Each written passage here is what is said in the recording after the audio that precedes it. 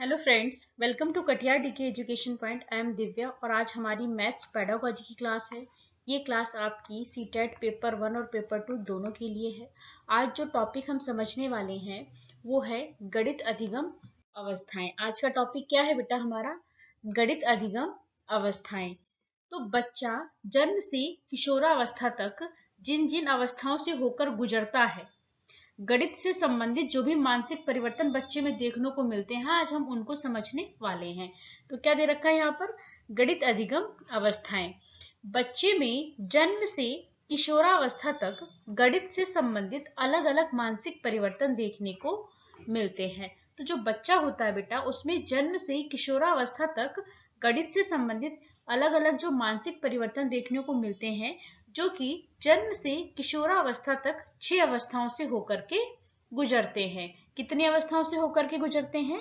जन्म से किशोरावस्था तक 6 अवस्थाओं से होकर के गुजरते हैं।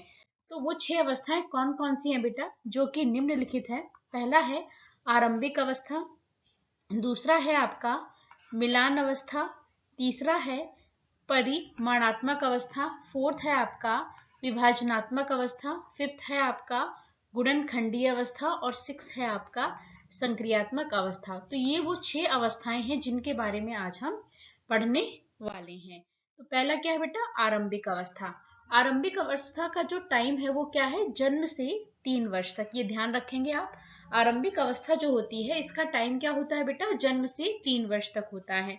तो ये जो अवस्था होती है, इस अवस्था में बच्चा वस्तु को देख करके बता सकता है कि कौन सी वस्तु बड़ी है और कौन सी छोटी है। आप बच्चे के सामने कोई दो चीज ले जाएं और आप उससे कहें कि इसमें से बड़ी चीज कौन सी है और छोटी चीज कौन सी है, तो बच्चा देख करके आपको बता देगा।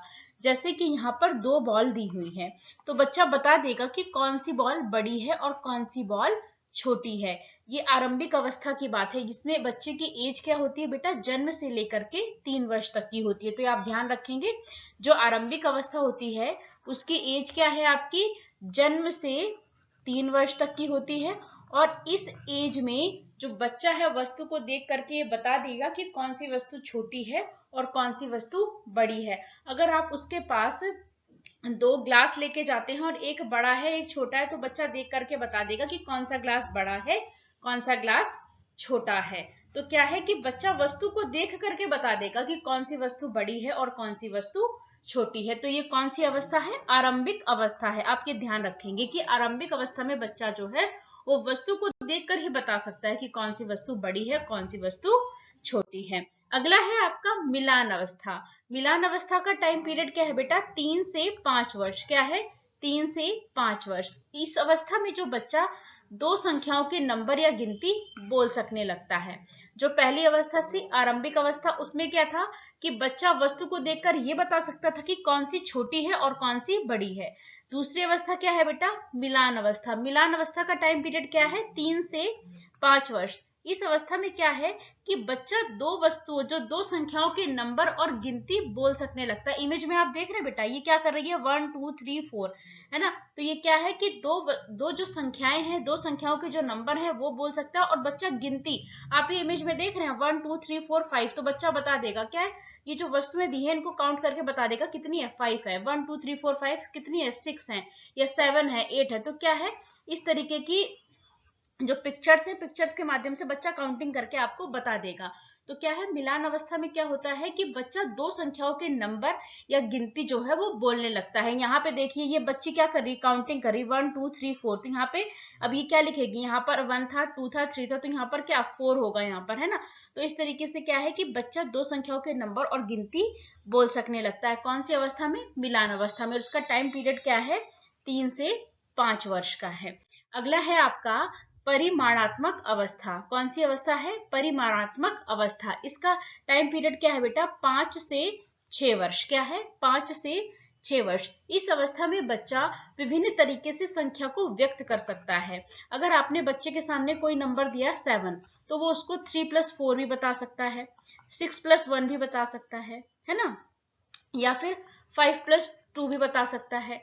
मतलब वो 7 को कई तरीके से आपको व्यक्त करके बता देगा। भाई 7 आपने कहा तो उसको 3 + 4 तब भी 7 हो जाएगा, 6 + 1 तब भी 7 हो जाएगा, 5 + 2 भी क्या हो जाता है? 7 हो जाता है। तो ये क्या है? परिमाणात्मक अवस्था, इस अवस्था का टाइम पीरियड क्या है? 5 से 6 वर्ष। इस अवस्था में बच्चा विभिन्न तरीके से संख्या को व्यक्त कर लेता है। अगर आपने बच्चे से 6 कहा तो वो क्या करेगा? 3 + 3 करके व्यक्त कर देगा, या फिर 4 + 2 कर देगा, या फिर 5 + 1 करके आपको बता देगा। तो ये ध्यान रखेंगे। कौन सी अवस्था है? परिमाणात्मक अवस्था। इस अवस्था में बच्चा जो है वो विभिन्न तरीके से संख्या को व्यक्त कर सकता है।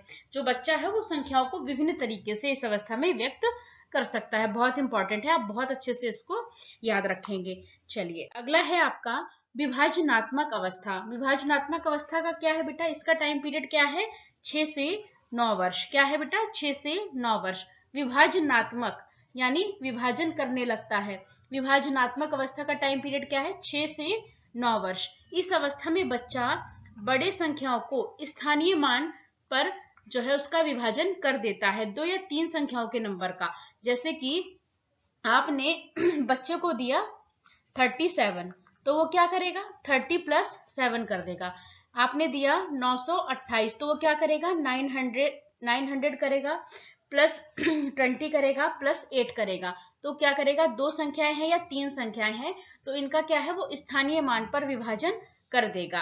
तो 2 संख्याएं मैंने ये बता दिया, 3। तो जैसे यहाँ पे दिया है 345, तो वो क्या करेगा? 340 और 5। 928 है तो क्या किया? 900 किया, 20 किया और 8 किया।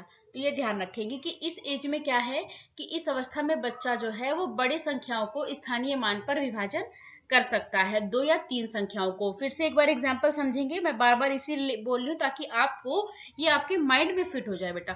जैसे 345 है तो क्या हुआ? 300, फिर यहाँ पर 40 और यहाँ पर 5। 37 था यहाँ पर तो क्या हुआ? 30, फिर 7। 928 है तो यहाँ क्या लिखा? 900, यहाँ क्या लिखा? 20 और यहाँ क्या लिखा? 8 लिखा है ना। तो यहाँ पे भी आप ये समझ पा रहे होंगे। चलिए अगला क्या है आपका? गुणनखंडीय अवस्था। इस अवस्था का टाइम पीरियड क्या है बेटा? 9 से 11 वर्ष। गुणनखंडीय अवस्था का टाइम पीरियड क्या है बेटा? 9 से 11 वर्ष। इस अवस्था में बच्चा 1 दर्जन में कितनी वस्तुएं होती हैं, या फिर 3 या 4 दर्जन में कितनी होंगी, तो ये बता देगा। इस अवस्था में बच्चे को पता है कि 1 दर्जन में कितनी वस्तुएं होंगी? 12। फिर आपने उसे कहा कि 3 दर्जन में कितनी होंगी, तो बच्चा आपको बता देगा कि 3 दर्जन में कितनी होंगी। आपने कहा 4 दर्जन में कितनी होंगी, तो बच्चा आपको ये भी बता देगा।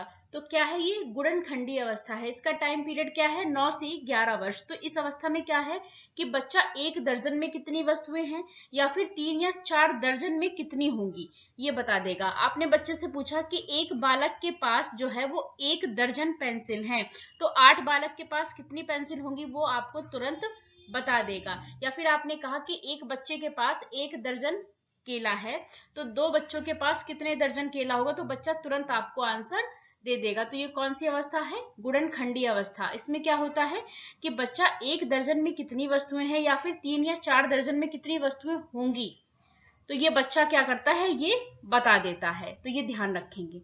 चलिए अगला है आपका संक्रियात्मक अवस्था। इसका टाइम पीरियड क्या है? 11 से 13 वर्ष। ये ध्यान रखेंगे। ये क्या है? आपकी लास्ट स्टेज है ये। इसमें क्या है बेटा? संक्रियात्मक अवस्था में क्या होता है कि बच्चा जोड़, घटा, गुणा, भाग, स्थानीय मान की सभी क्रियाएं, भिन्न, दशमलव, सब पर जो है वो संक्रिया करने में सफल हो जाता है। जैसे पहले क्या था कि आपने 345 लिखा, तो बच्चा उसको 300 + 40 + 5 इस तरीके से लिख रहा था, लेकिन अब वो इसको और भी खोल के लिख देगा। जैसे कि अब वो 300 को कैसे लिखेगा?